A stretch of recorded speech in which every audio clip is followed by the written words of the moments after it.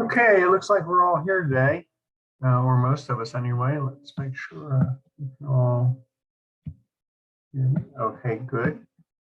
And we're going to go ahead and continue our discussion on chapter 1. Hopefully we'll finish chapter 1 today. And yes, it is not the most exciting topic, but at least we'll get through it and we'll be able to start on the chemistry chapter, hopefully on Tuesday.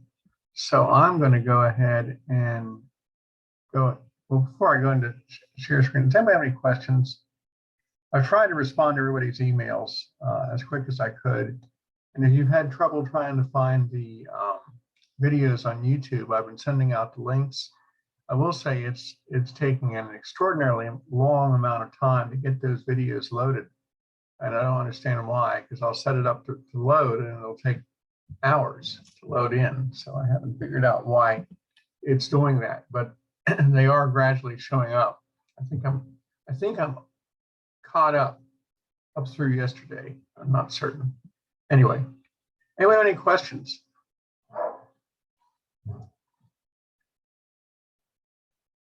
Okay, then I'm going to go ahead into this, open this up and go to here, which is, if everybody can see this screen, this is actually where we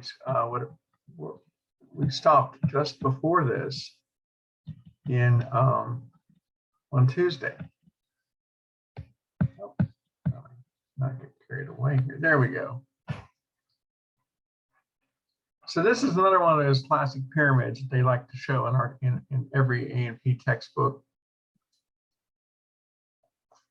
And what we're seeing here are, we take the that pyramid that we had, where we had the molecules at the bottom, right? Molecules at the top. Here we have the molecules at the bottom. We have cells, tissues, organs, systems, and organism. And what we're talking about here are the things that we have to do to maintain life. We have to be organized. We have to maintain boundaries. We have to have metabolic activity. We have to be responsive to stimulus. We have to be able to move, develop, grow, and reproduce. And all of these work. I mean, but a lot of it, has to do with where our location is. Just because we can exist in the space station doesn't mean that we can thrive there, because the space station, the astronauts in the space station, are dependent on food and water and oxygen being delivered every so often from in a spacecraft from Earth.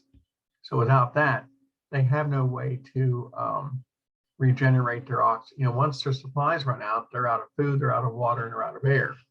So they can't thrive there. Now, humans are organized. We are, as I went through this the other day, we have very sophisticated organization pattern, starting from the simplest molecules, the use of atoms, all the way up through the organism. And everything fits together and works in a very specific way.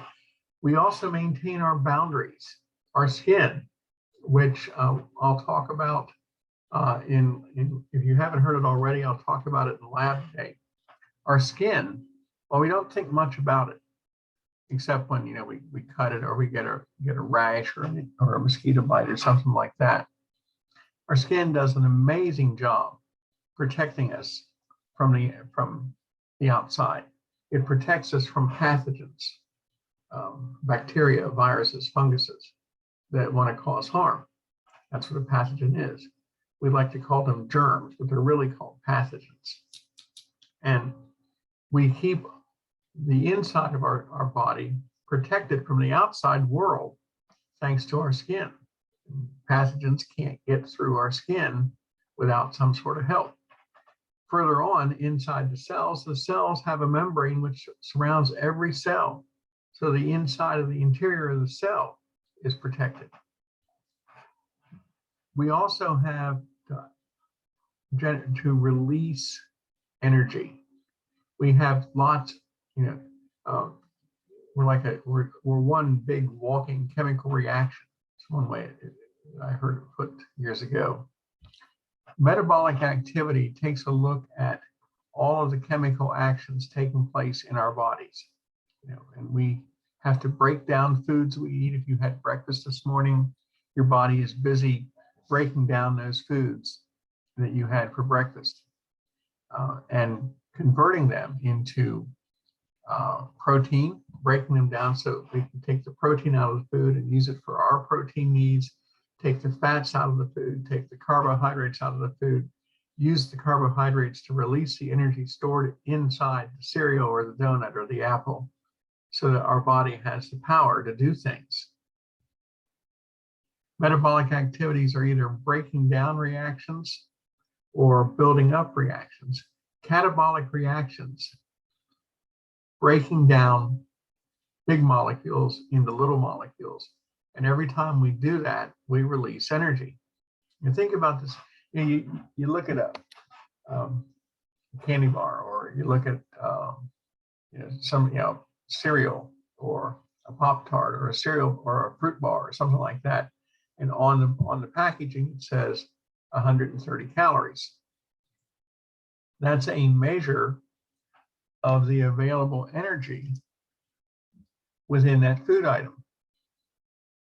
And that's what is theoretically possible to release for us to use. A lot of people focus on calories in food. Calories unto themselves are harmless. It's how many calories do we take in on a daily basis? Can we take in enough to burn? Can we burn enough that we take in so that we stay in balance? Because that's what weight gain is all about. Taking in more calories than we can use.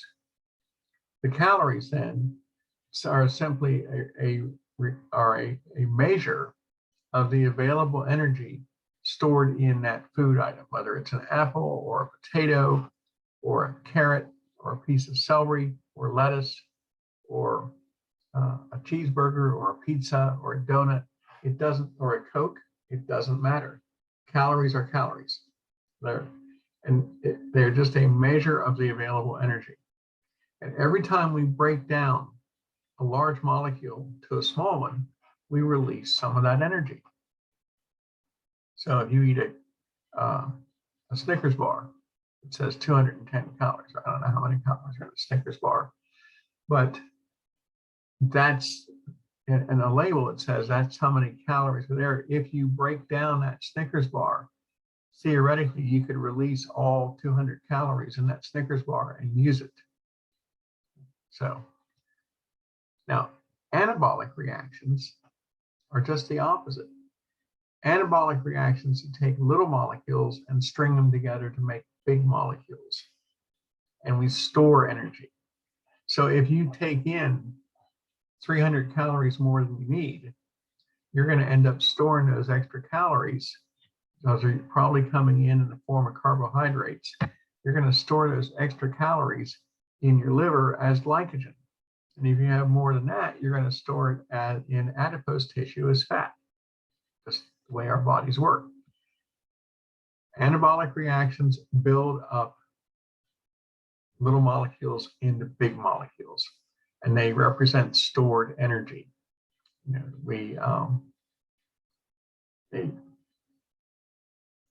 A potato is filled with starch. Starch is a carbohydrate. But before we can use that starch, we have to convert it from starch to sugar, to a very simple sugar that we can process. So we have to break it down and break it down and break it down. Same thing with a piece of meat. You eat a hamburger, hamburger is protein. So the hamburger, the protein in the hamburger and the meat is broken down to its individual components of amino acids. So then we can use them again. Anyway, metabolism and catabolism. Metabolism breaks down large molecules to small ones. Anabolism is taking little molecules and putting them together to make bigger ones. Anabolic reactions store energy. catabolic reactions release energy. You have a lighter. You light, you ignite the lighter, and you have the flame. You're burning the butane in the lighter, or the propane, probably butane. You get heat and light coming off the lighter. You get the flame, but you're also taking the large molecule of the fuel and converting it into carbon dioxide and water, and releasing energy, which is giving you both heat and light. So if you doubt that there's no heat there, hold your hand over the flame. Don't hold your hand over the flame. You know it's hot. Okay. So anyway, so catabolic reactions always give off heat. Anabolic reactions always require energy, whether it's heat or chemical energy or stored energy. And we'll get into a lot of this later on. We have to be able to be responsive. Moving on here. Responsiveness. We have to respond to things around us. We have to, you turn your head when someone calls your name, you turn and look in that direction, whether they're calling you or somebody else, but you heard your name. You turn your head in the direction of a bright light or a loud noise. If you detect odors in the air, you step on something sharp, or you cut your finger, you detect pain, you get hot, you get cold. All these things we respond to. And we're going to talk about how our skin works very hard to keep us hot, keep us warm, or keep us cold. When we get hot, our skin sweats to cool us down. When we get cold, our skin, the muscles shiver, but we also use the muscles in our skin to raise the hairs on our body to trap air around the surface of our skin to insulate us from the cold temperatures. So we have to be responsive. We have to be, and our responsiveness is nearly always an involuntary act. Turning your head in the direction of a sound is a reflex, or a bright light, a flashing light. Motion is to turn your head in the direction of motion is a reflex. So we are responsive to that. You're driving and somebody pulls out in front of you sharply or brakes suddenly. Your first reaction is to hit your brakes very quickly. The words and the comments come later. That's being responsive, because you're not going to drive into the back of their car. Okay, what about movement? We have a lot of movement going on. We have voluntary movement, moving our arms and legs and fingers and toes. We can manipulate our environment. We also move when we eat things, when we swallow food and it gets processed through our digestive system. Our heart pumps blood. We move blood through our bodies. We move air from our nasal cavity and down our trachea and into our lungs so that we can breathe, so that we can get air exchange. And of course, we have the muscles around our blood vessels are going to move up and down to allow, to expand when a surge of blood goes through, or we're going to restrict the flow to a certain region. So this is all different types of movement. Development from the point of fertilization, the point of conception, until death, 80, 90, 100 years later, we develop rapidly. We go through a series of changes. The most rapid development takes place while we're in utero. Because consider this, the point of fertilization is day one, and it takes about 7 days before you ever even get to the uterus to implant. You are fertilized in the fallopian tube, and for about 30 hours, you are one cell with a full nucleus, with a full complement of chromosomes. By the time you reach the uterus in 7 days, you're now 160 cells, and you become very organized the comment that just a mass of cells applies to, we're talking about a baby in the uterus, applies as a description for about 12 hours in there, because we're busy growing and dividing. But by the time we get to the uterus at day 7, we are organized. In 3 weeks, I'm sorry, that's the end of the first week in the implant. When we look, if we come back and look again at the end of our 3rd week after fertilization, we have a heart and it's beating. If we look at 6 weeks after fertilization, we have a complete skeleton. All of our structures are pretty much laid down, and we start growing. And by that point, we're an inch long. So development goes very quickly through there, and it continues to develop. We continue to see changes throughout our lifetime. When we hit puberty, we rapidly grow into our adult stature, and we see changes there. We have body growth. Growth isn't just about reaching our adult stature. Our muscles can grow. We can't grow new muscle cells, but we can enlarge them. They also let them shrink too.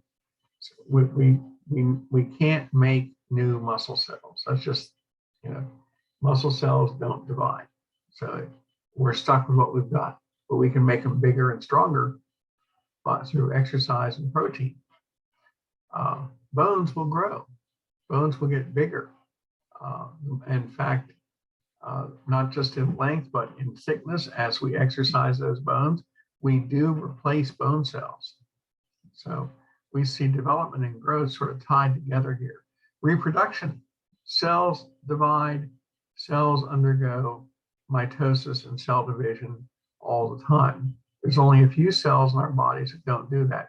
Red blood cells don't divide because red blood cells don't reproduce. They last for 4 months, then they break down.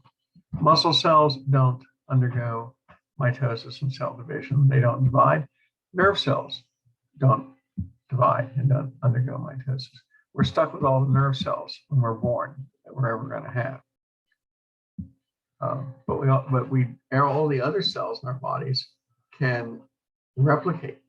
We grow new skin cells all the time. We grow new bone cells. We grow white cells, white blood cells all the time. So all of our, except for just a cluster of cells that don't reproduce, we pretty much can reproduce any type of cell in our body. But we also are capable of producing gametes so that we can reproduce through sexual reproduction. We can produce eggs and sperm, and the egg can get fertilized by the sperm, and we can have offspring. And those are all the things that we can do. But there are certain factors that we absolutely have to take into consideration for survival. We can't dive into the ocean and exist in the ocean without some sort of mechanism to let us breathe. The things that we have to have oxygen. You can't live in space. You can't live in a vacuum of space without oxygen. We can't live in the water like a fish without oxygen. We have to have food. We have to have carbohydrates, we have to have fats, and we have to have proteins. We have to have water. If we go without water, we'll be dead in 3 days. In fact, if we go without food, we'll be dead in a month.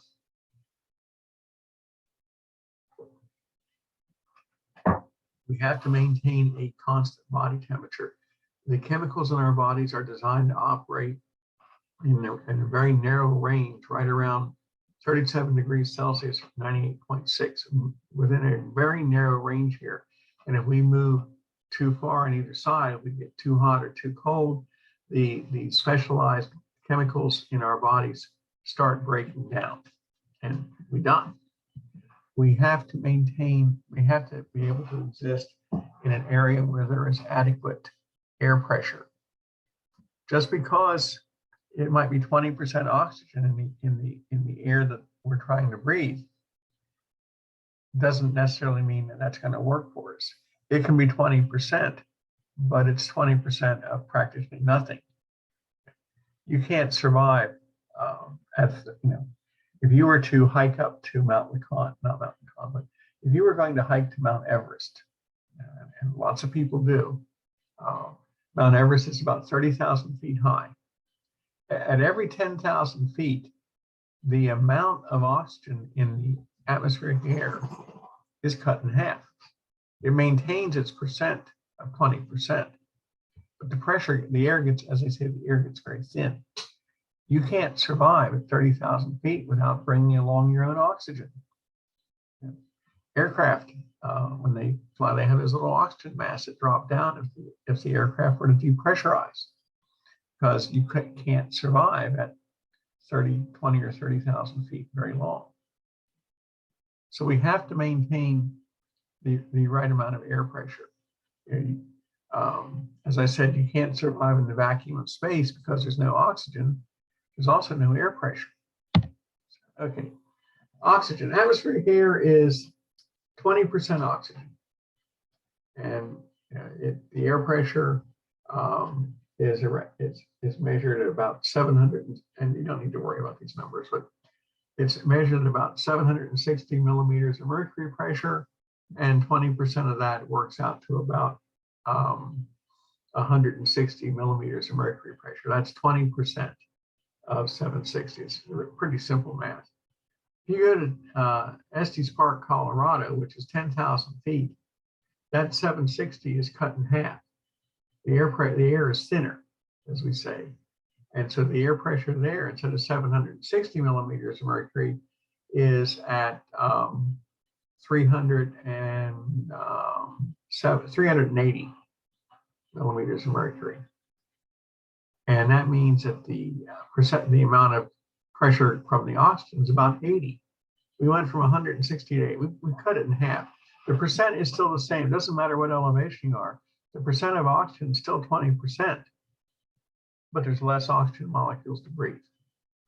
So we can survive at 10,000 feet without assistance, but if we start getting up higher than that, we can't breathe at all. Nutrients, I mentioned this already. Carbohydrates, proteins, and fats. Fats give us insulation, and they also are a tremendous source of stored energy. There are more calories available in a gram per gram of fat than there is in carbohydrates. Carbohydrates give you 4 calories per gram. Fats give you 10 calories per gram. So as far as an energy source goes, fats are better. We need proteins to build new proteins in our bodies. We need carbohydrates as a quick and easy energy source for us.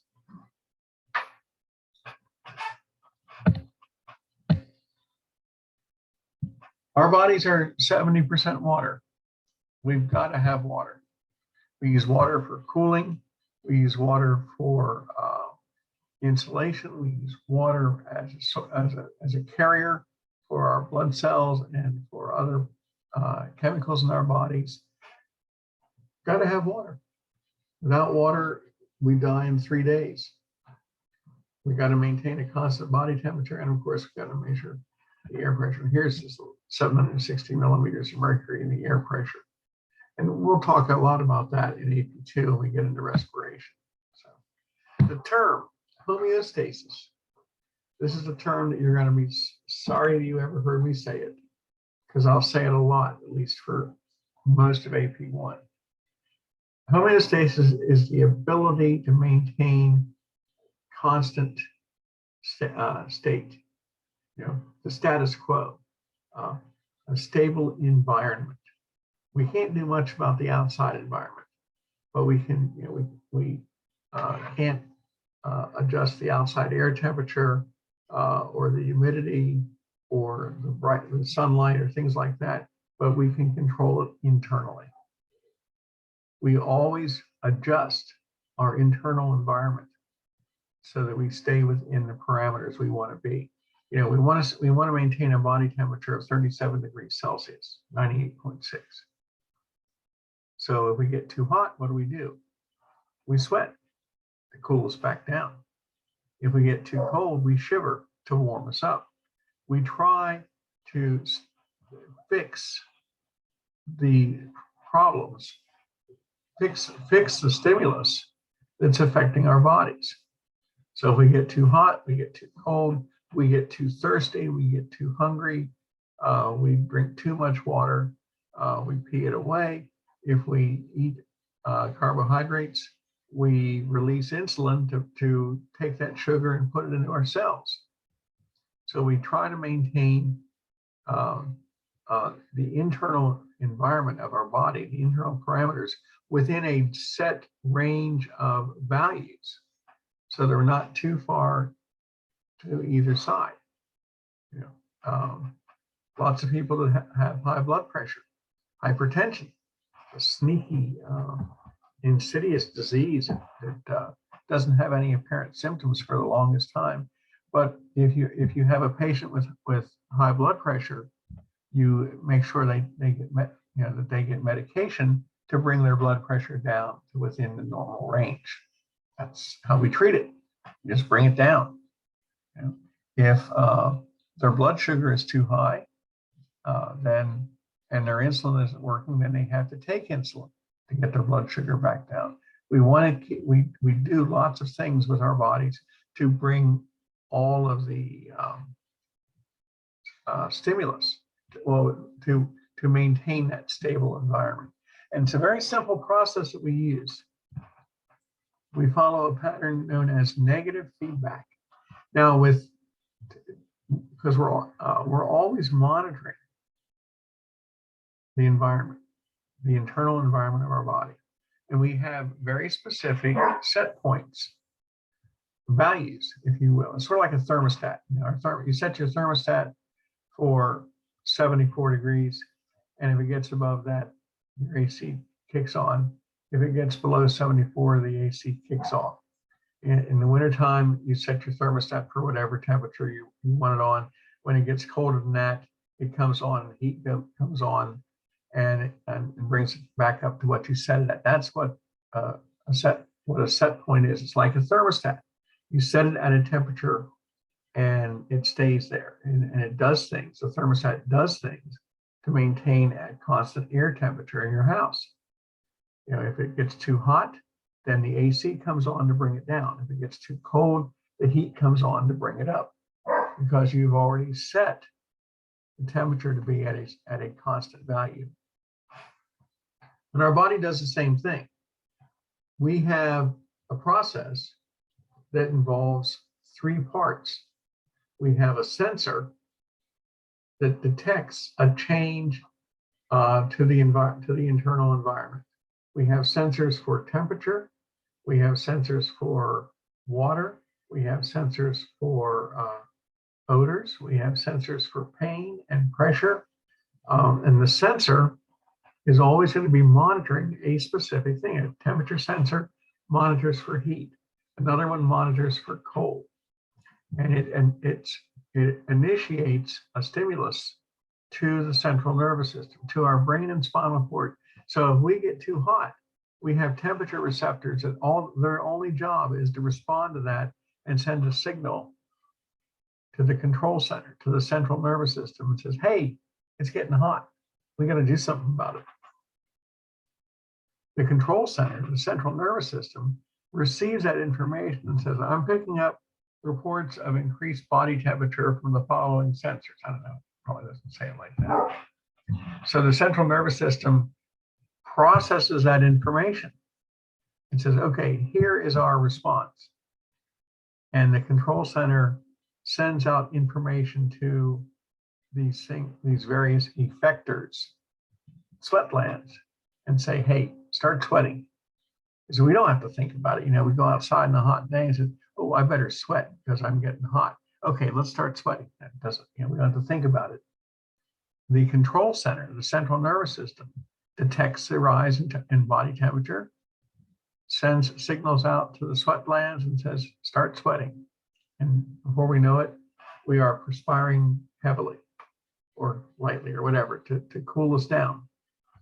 And the whole purpose then of that response is simply to reverse the stimulus.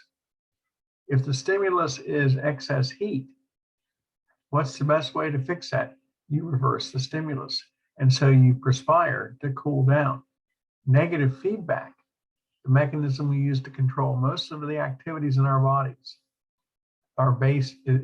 negative feedback is based on reversing the initial stimulus.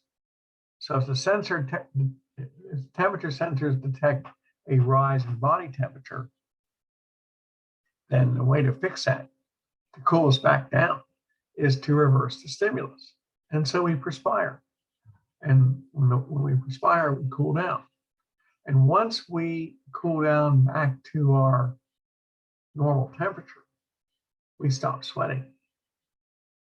The control center, the central nervous system says, okay, we have cooled down, we're back to normal, stop perspiring. Because you don't, when you're back to normal, when your body temperature is fine, you may be perspiring heavily outside, you come inside, you stop sweating.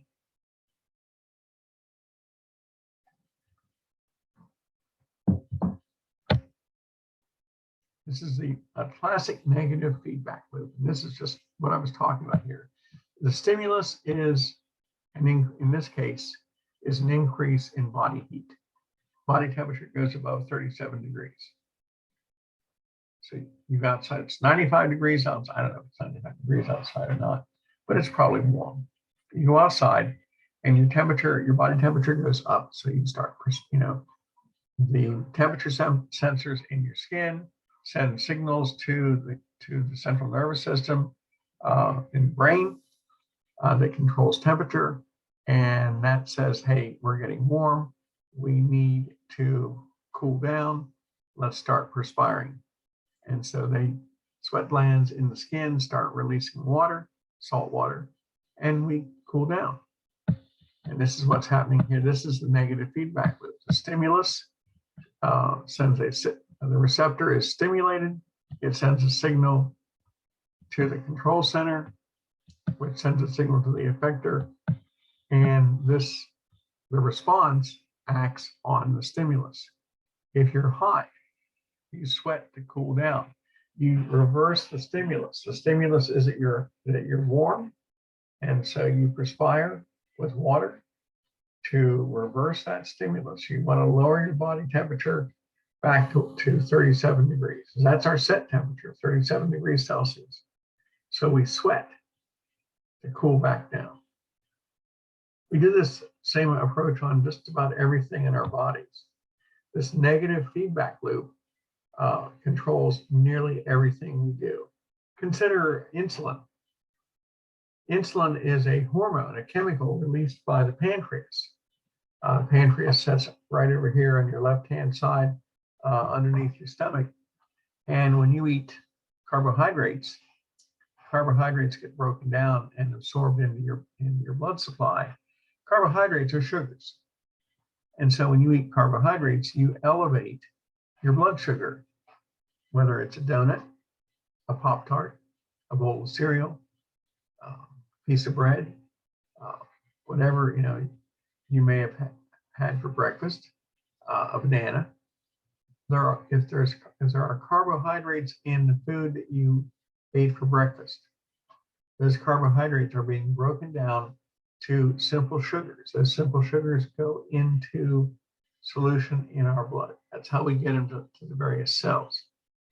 So we elevate, we increase the amount of sugar in our blood when we eat food with carbohydrates in it, whether it's, as I said, a donut, a bowl of cereal, an apple, a banana, a pear, cornflakes, an egg McMuffin, whatever.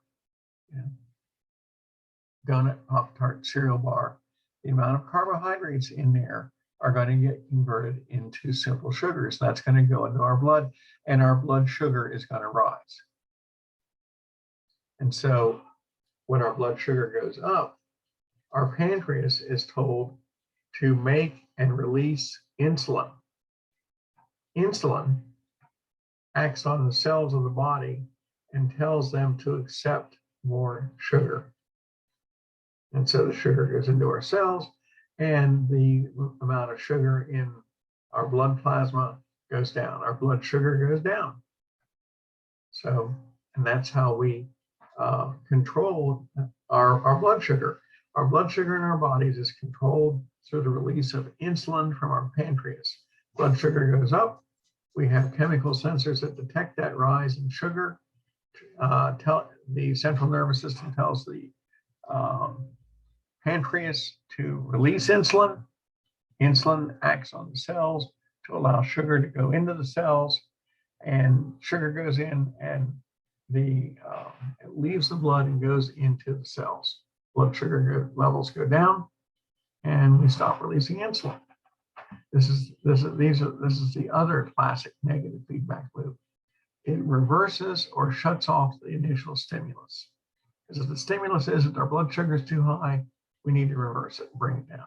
If the stimulus is that we're too hot, we need to cool off. Or if we're too cold, we need to warm up. And every A&P textbook loves to have drawings like this, where you have, here we have, you've eaten, if we start over here, our blood sugar has gone up because we had a donut. So if we're going to raise our blood sugar, let's enjoy it. So we have a donut, and that is when the donut is processed in our bodies to simple sugars. Those sugars go into our blood supply, because that's how they're eventually going to get into the cells. But because our blood sugar has gone up, we have to find a way to get them into the cells, and so we release insulin from our pancreas, which causes the cells to accept more sugar. The body cells take up the sugar, and then our blood sugar levels drop.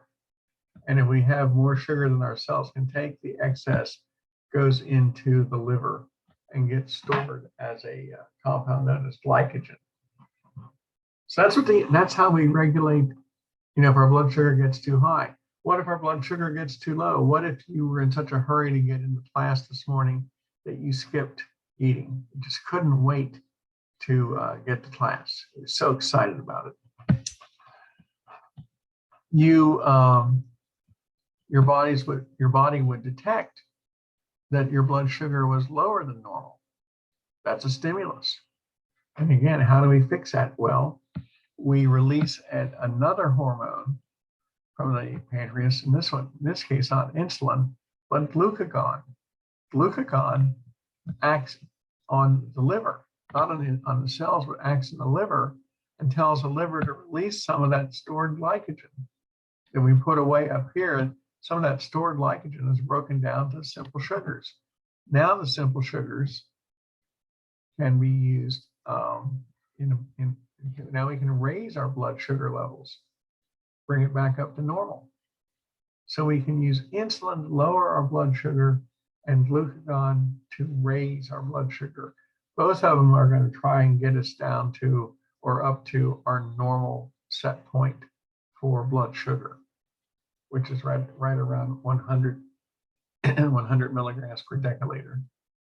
So that's where your normal healthy blood sugar is supposed to be located. Anyway, so we can raise or lower our blood sugar concentrations to get back to homeostasis. Negative feedback loops are exactly how we do it. Now if you have negative, you got to have positive. And positive feedback loops are generally not good. Positive feedback loops enhance the stimulus. If a positive feedback loop were in charge of responding to temperature changes, when we got cold, we would get colder, or when we got hot, we would get hotter. Positive feedback loops exaggerate the stimulus. and we get affected by them on some things. And there are a couple of places where it's a good thing. During childbirth, the uterine contractions of the female uterus are driven through a positive feedback loop. The pressure of the baby's head on the cervix, so that's what we call the mouth of the uterus leading to the vagina, or when it's functioning as the birth canal. Pressure of the baby's head triggers the release of a hormone called oxytocin. You don't need to remember this right now. Oxytocin causes a uterine contraction. That uterine contraction causes a release of more oxytocin, which causes a second contraction that's greater than the first. The second contraction releases even more oxytocin, or stimulates the release of that. And we get a third contraction that's even greater than the first two. And this process continues until delivery. So we keep increasing the stimulus until we're done, till the baby's delivered. So that's a good thing.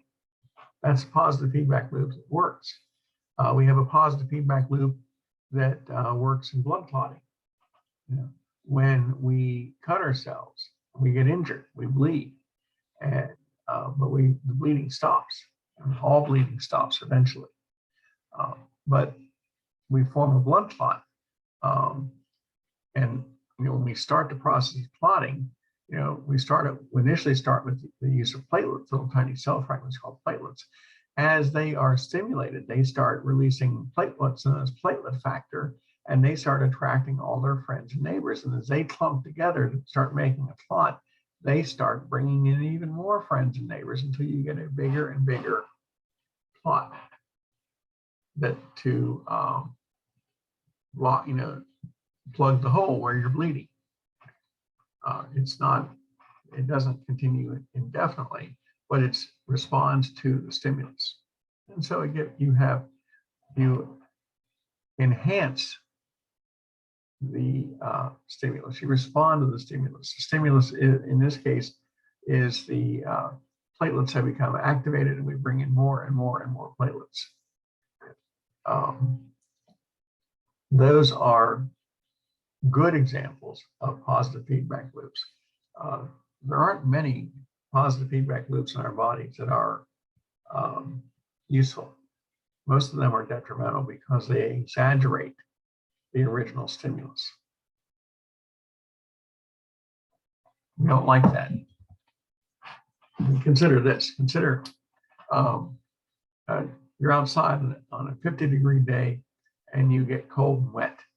Well, when you get cold and wet, your body temperature starts dropping. So your response is to shiver.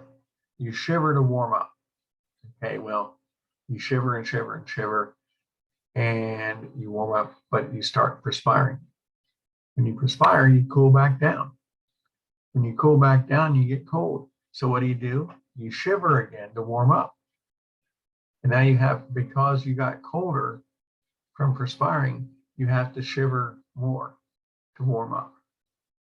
And so you warm up again, and now you're perspiring even more now. And you get cold, even colder, and now you have to shiver even more to get back to being warm. And so you have this cycle of shivering and perspiring, shivering and warming up and perspiring and cooling down, and you get colder and colder and hotter and hotter and colder, and eventually you exhaust all your resources and you die. Condition, I made that very, very simple there. There's a lot more involved to it, but essentially this is hypothermia. Hypothermia, you think of people freezing to death in a snowbank with polar bears roaming around. Well, no, most people die from hypothermia. We call it exposure.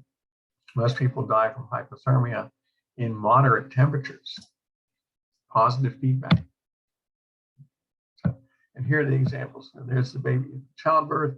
There's the baby's head pressing against the cervix, triggering the release of oxytocin, stimulating uterine contractions. Here we see accumulation of platelets to cause clotting at the site of an injury.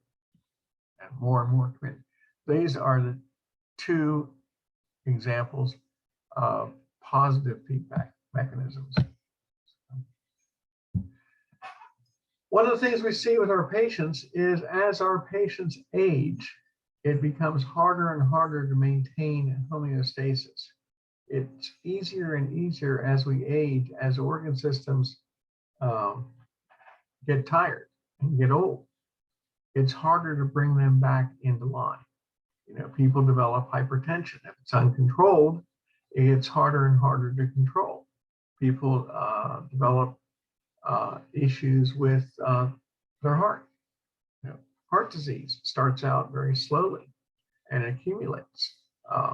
And it's easy to get out of balance, if it's uncontrolled. Hypertension is a very, high blood pressure is a very slow, very insidious process where you don't feel bad if you have hypertension, if you have a high blood pressure.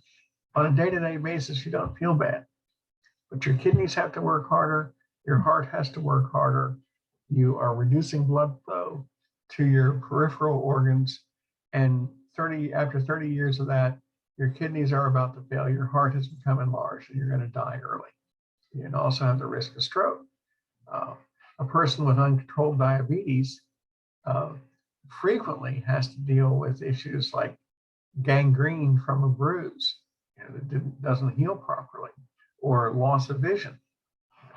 It's hard as your patient ages, it becomes harder and harder to maintain homeostasis, and it's easier for positive feedback mechanisms to build in here and make it easier for your patient to have a lot of health issues. One of the things, I think I showed you the X-ray the other day of the person that swallowed the 87 nails. Again, it just sort of boggles the mind, why. One of the point of that illustration was not so much that somebody can swallow 87 nails. People swallow strange things all the time.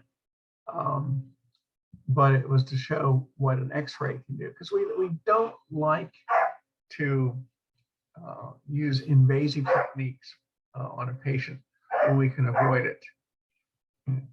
Surgery is trauma, no matter how healthy your patient is, and there's always a risk involved in dealing with surgery. It's small in many cases, but if we can examine our patient without having to go inside, without having a surgical intervention, that's great. X-rays are great for that. Obviously, the person with the 87 nails more than likely had some sort of surgical procedure too, but at least the surgeons knew where to look. Here we see a PET scan. A PET scan is a positive emission tomography. It can give you a full 360-degree view of your patient. It's very good for determining the location of tumors based on the uptake of glucose. Cancer cells love to utilize simple sugar glucose for fuel. And there is no better way to detect the presence. One of the great ways of detecting the presence of tumors is to look for where the glucose is going, and that's what this is doing. You can see has this big tumor here spread to other areas? Has it metastasized?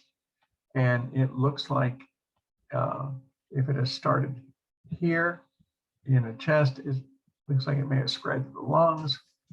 It may have spread into the abdomen. There are a variety of locations here that this tumor could have metastasized, spread to, simply by looking for where the glucose is going. So we love non-invasive procedures that can show us the internal workings of the body without having to have the trauma of surgery. If because you have a patient that is dealing with lung cancer, for example, and they go into surgery to as they say, exploratory surgery. When the surgeon is going to go in and see what's there. A lot of times your patient is not strong enough for that procedure. Well, a lot of these non-invasive techniques have eliminated the need for exploratory surgery. And I'm not going to discount that factor at all. Sometimes you have to go in and look to see what's there. Okay, moving on. Anatomical terms. We want to be consistent. We want to use the same terms everybody else does. So anybody, anywhere in healthcare knows exactly what you're speaking of. You don't want to use, oh, I think it's over to the left there a little bit. Well, left and a little bit doesn't help a whole lot unless you're a whole lot more precise. So we use a standard reference here. We call it the anatomical position. The anatomical position is consistent. Imagine your patient standing upright, facing forward, with their hands, with the palms out, so the thumbs are pointed out to the side. That is the anatomical position. So whether they're flat on their back or standing upright, this is a standard reference. So we base all of our directions on the anatomical position. So everybody in healthcare, anybody dealing with anatomy in any way, shape, or form, the anatomical position is consistent. And I will tell you that there's probably, I don't know, in the past there have been, this type of question has often shown up in the final exam, asking the simple question, what is the anatomical position? And one of the distractors, one of the wrong answers, it sounds so logical. It says the anatomical position, and it says the most comfortable position to assume when dissecting a cadaver. Sounds reasonable. Don't fall for it.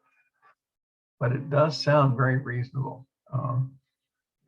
When you're dissecting a cadaver, you assume the anatomical position that maybe your patient has. So anyway, terms. Standard anatomical position.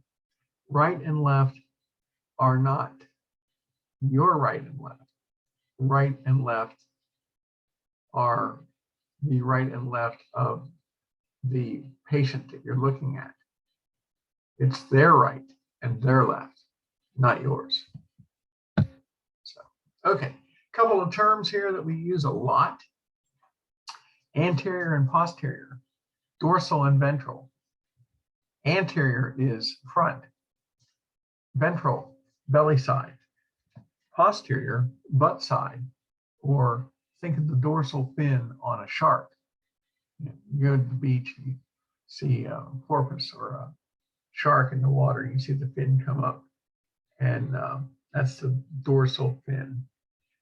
So anterior, front side, belly side, ventral, posterior, butt side, dorsal. So we use those terms a lot. Superior and inferior. Superior means above, inferior means below. There will be times when we use those terms. The problem with superior and inferior is it just depends on the location on the body. So, but there are some places that have very specific names with superior and inferior involved. A lot of times we use an a prefix like supra or infra. There's a location on the scapula, a flat area for a muscle, and we call it the supraspinous fossa. Fossa means flat area. We'll get into that into bones, but supra means above. There's an opening in our skull right below the eyeball, right below the orbit, for the passageway of a blood vessel and a nerve. We call it the infraorbital foramen. It is the inferior. Infraorbital means below the orbit. Foramen is a term for openings. So it's an infraorbital foramen. So a lot of times we don't say superior and inferior. A lot of times we'll use the prefix to that. Lateral and medial. We use those terms all the time. Lateral means close, means away from the midline of the body, and medial means close to the midline. And we use this terminology a lot when we are examining muscles and bones, for example. If you take a look at the foot, we have a life-size leg models, and if you look at the foot, complete leg model from hip to toe. Our great toes are always on the medial side of our foot. With our hands, we can twist our hands back and forth, so the thumbs can be inside and outside. But our great toes, our big toes, are always on the inside of our foot. They're always on the medial side. Our little toes are always on the lateral side. So there's your frame. There's your right there is your landmark. If you look at your little toe, that's lateral. Everything that lines up with the little toe is on the lateral side of the leg. Everything that lines up with the great toe is on the medial side of the leg. Nice little landmark. We use medial and lateral all the time. Proximal and distal, we don't use that much in examining parts because, again, it all depends on perspective. Superficial and deep. Superficial is near the surface. Deep is well below the surface. Again, we don't use that much in our evaluations. But those are the key terms are going to be anterior and posterior, medial and lateral, and to some extent, superior and inferior. Okay. Our body is also divided up into two big divisions, the axial and the appendicular. Axial is based on the vertical axis of the body, running up and down the spinal column. The axial division gives you the head, the neck, and the trunk, the torso, and the spinal column. So we call that the axial division. It's the axial skeleton, the skull and the spinal column and the ribs and the sternum and the vertebrae. So that's the axial skeleton.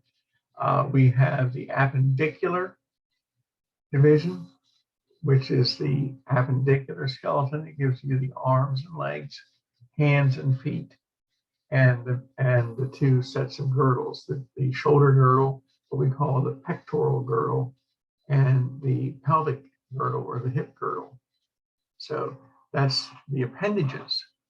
So when we study the skeleton, for example, in lab and learn the bones, we're going to go over the appendicular skeleton and the axial skeleton, and we go through it, in a section by section process, because you have to learn every bone.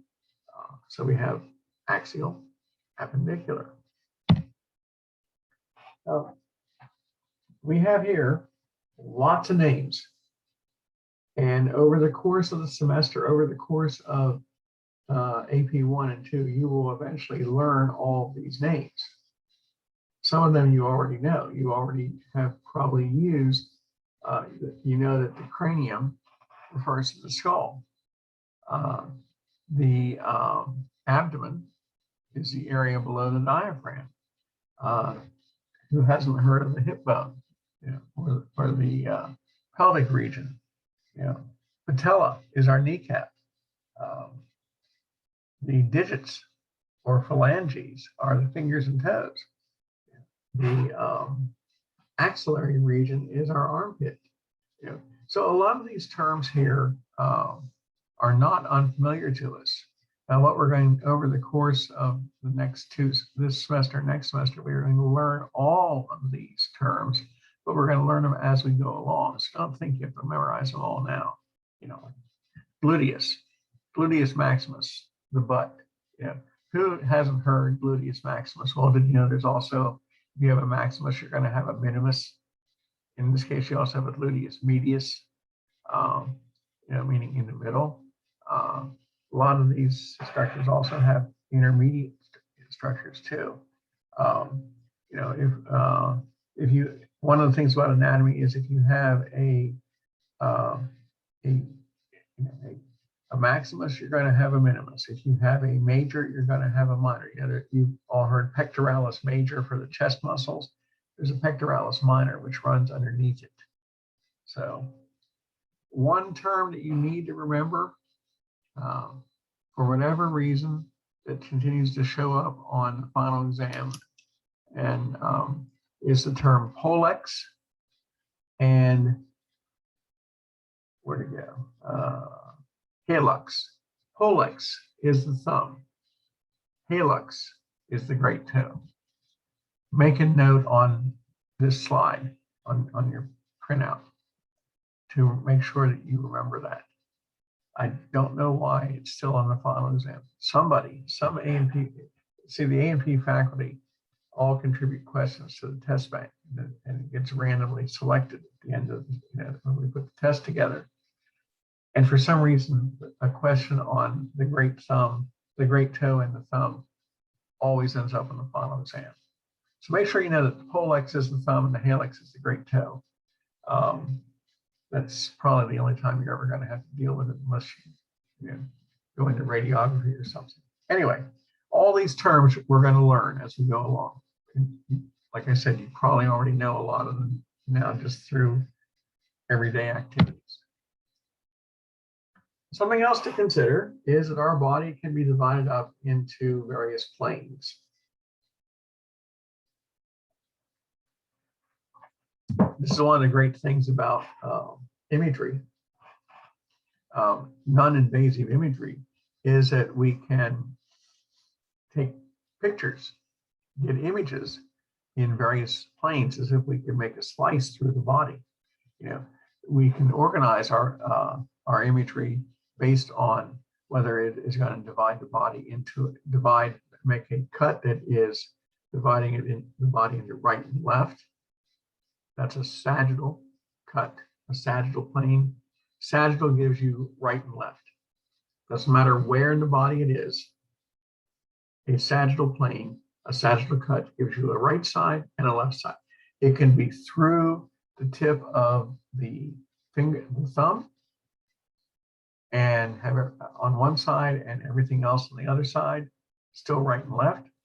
It can be right down the midline, a mid-sagittal plane, cutting right through the middle. But a sagittal plane, a sagittal cut, gives you a right and left side. A frontal plane gives you front and back, frontal or coronal, doesn't matter. The suture, the squiggly joint that runs across the top of our skull from side to side is called the coronal suture.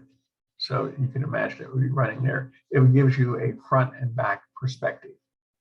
And it could be the tip of the nose in one side of the cut, and the rest of the body behind it, or it could be right down the middle, giving you a complete front and back image.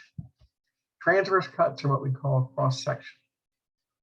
Gives you a top and a bottom, a superior and inferior perspective. So there's your transverse there, giving you top and bottom. Sagittal gives you left and right, and frontal gives you front and back. So the sagittal plane, the frontal plane, and the transverse plane. So any kind of cut that follows that plane would be a sagittal cut, a frontal cut, or a transverse cut, or cross-section cut. If you cut down the middle of the specimen, middle of the organ, middle of the individual, that is a mid-sagittal cut. That's the mid-sagittal plane, right in the middle. Anything to either side is a parasagittal plane. A cut there is made off-center. Frontal cuts, again, give you front and back. Transverse, cross-section, give you a superior and inferior. And sometimes you have an oblique perspective where you're cutting at an angle. Okay, here we have the mid-sagittal cut right here. Our patient here has a huge pane of glass, cutting them in half.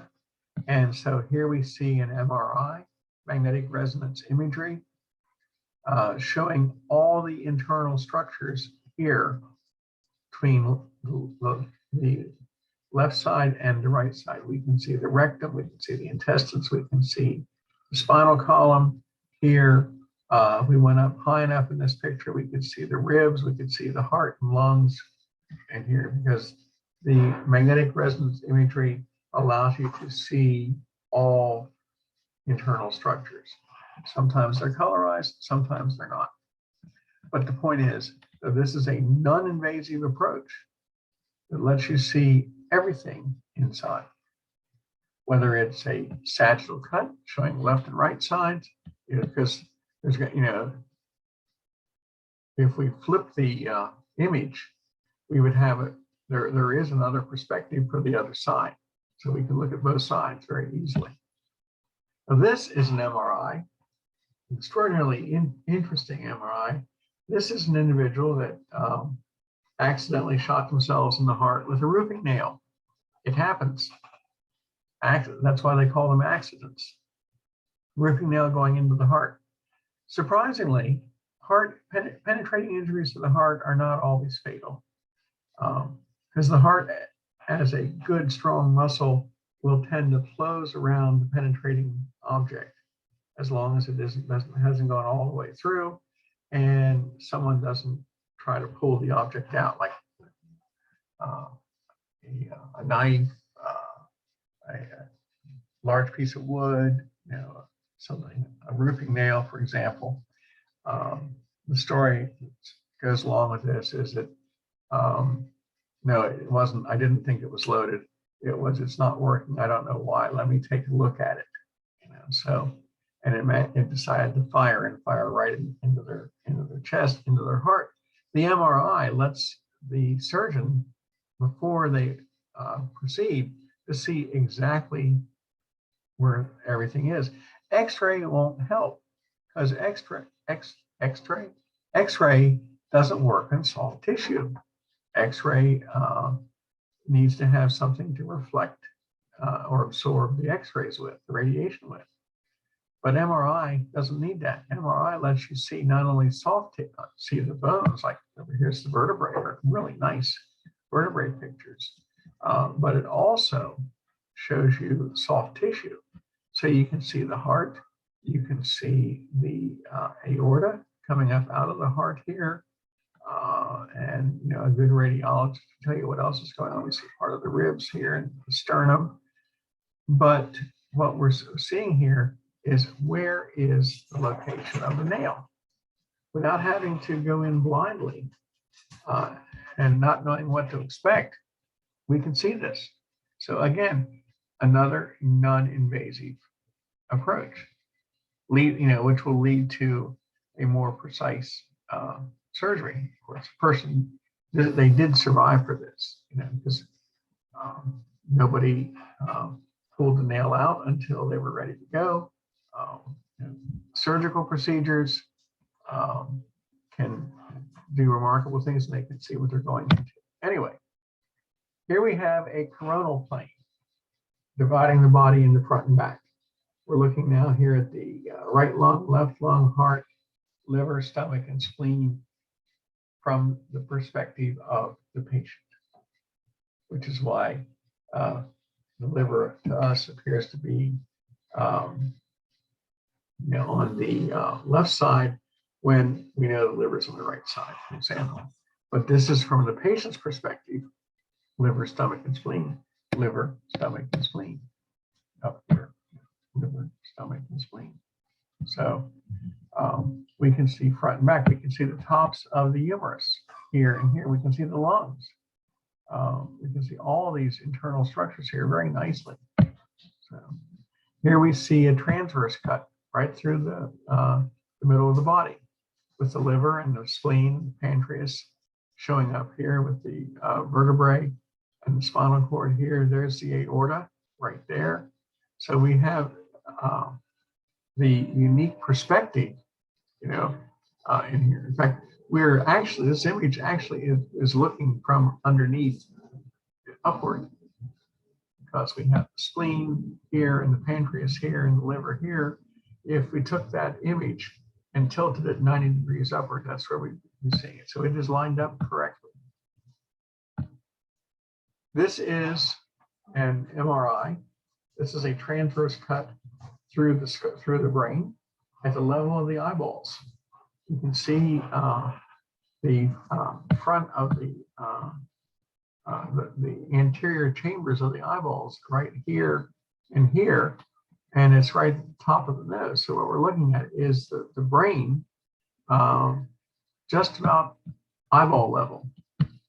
And so we can look at this and look for problems, look to see if things are, is there damage? Is there bleeding in the brain? Is there a contusion, a bruising of the brain that would cause bleeding, for example?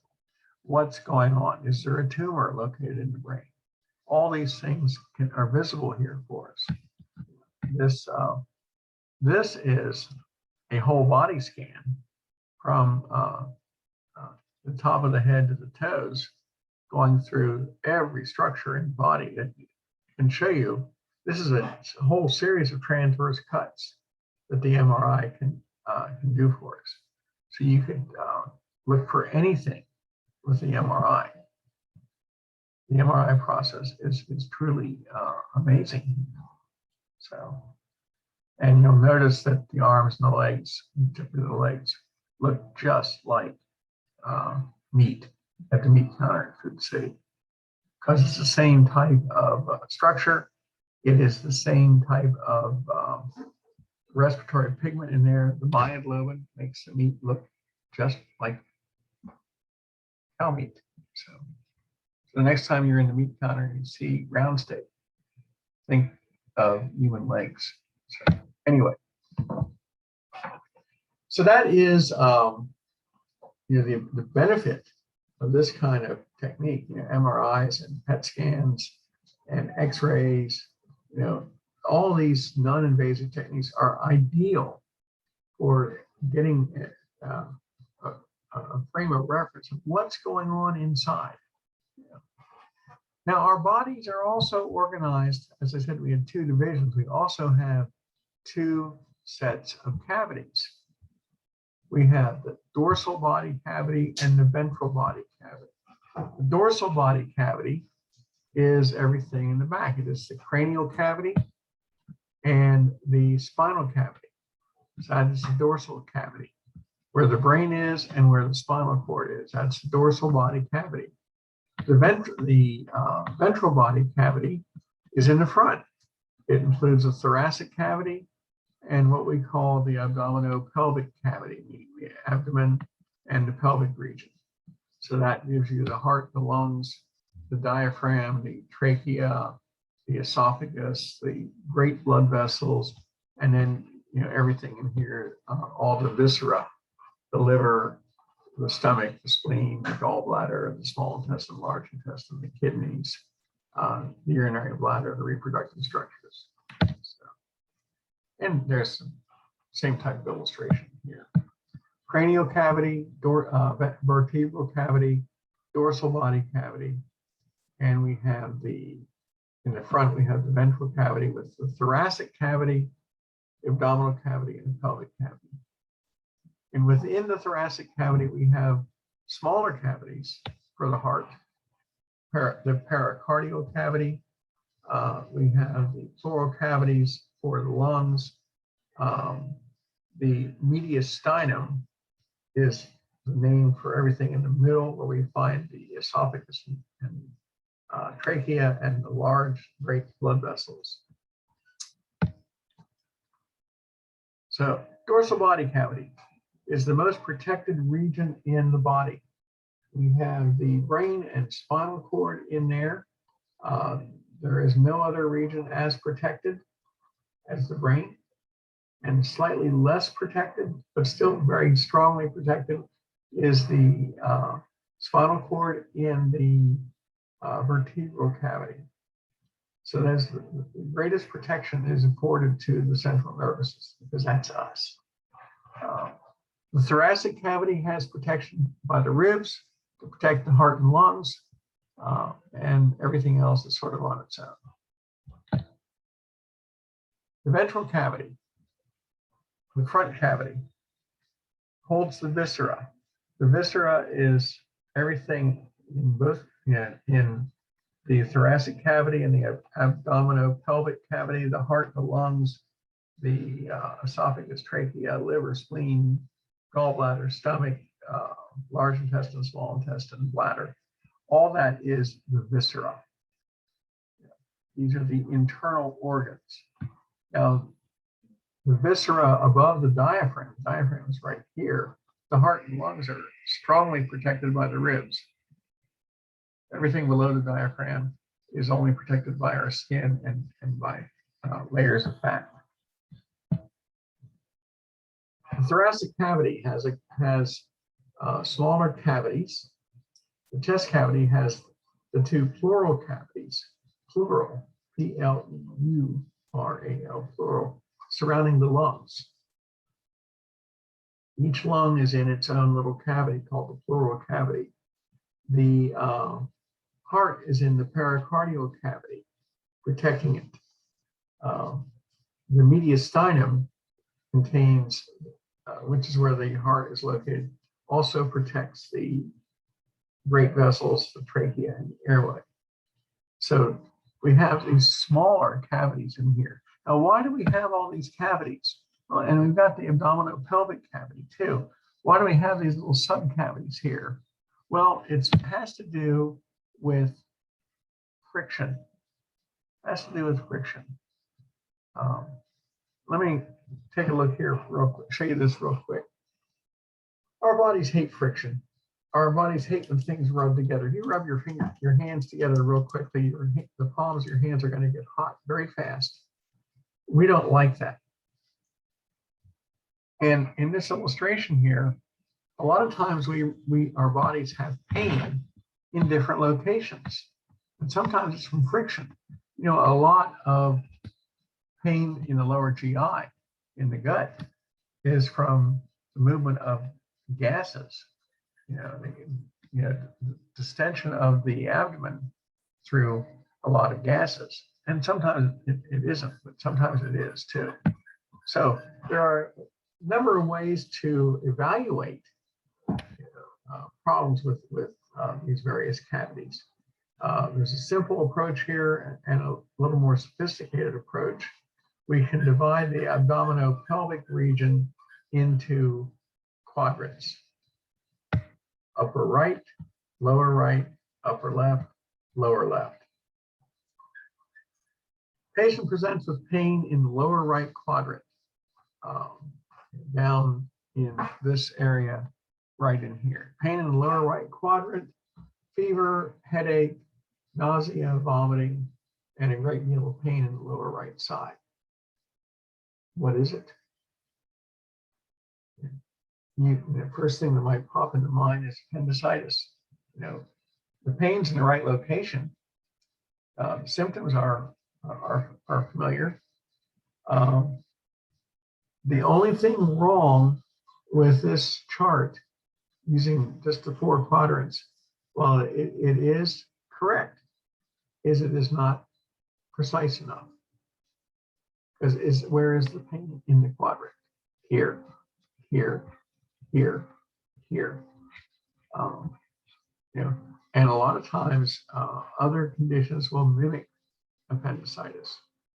Kidney stone pain can produce the same or similar symptoms. The pain is similar. Often kidney stones, you have to evaluate to make certain it isn't appendicitis, because pain, fever, nausea all tend to run together on this kind of stuff. Kidney stone pain can be anywhere along in here on either side and over into this region too. So is it going to be appendicitis or not? What about pain in the upper right quadrant here? Right underneath the ribs on the right hand side. first thing with nausea and vomiting, the first thing you would think of might be gallbladder. And you would probably be right, except that gallbladder pain frequently doesn't show up here, but shows up on the back of the right shoulder. There's this phenomena known as referred pain. Pain doesn't, our bodies don't play by the rules. So, but this type of chart, well, it looks a little more complicated, and it is a little more complicated. It is not that difficult to follow. Well, this is simple and quick. Here we have the center point is the umbilical region. Everybody has a belly button. If you don't have a belly button, let me know. But everybody has a belly button. That's your umbilicus right there. Right and left sides are the lumbar regions. We've all heard about lumbar region, lumbar pain and stuff like that. So there's 3 areas right there. Right and left hypochondriac. Right and left iliac and epigastric and hypogastric. Takes a little time to learn it, but it's just as useful as this is over here. So now, okay, I've got 11 o'clock, so I didn't, we're almost done. I'm going to call it a day here, and we can wrap this up next Tuesday and then go on into chapter 2 on chemistry. There's only just a couple slides to go, but I don't want to try and rush it. So I know you can't wait to hear how it ends. So, okay, anybody have any questions? Okay, then I'm going to pull the plug and get us out of here. Y'all have a good weekend, and I will possibly see some of you in lab this afternoon, the 3rd lab of the week for AP1. Otherwise, I'll see you next week in class.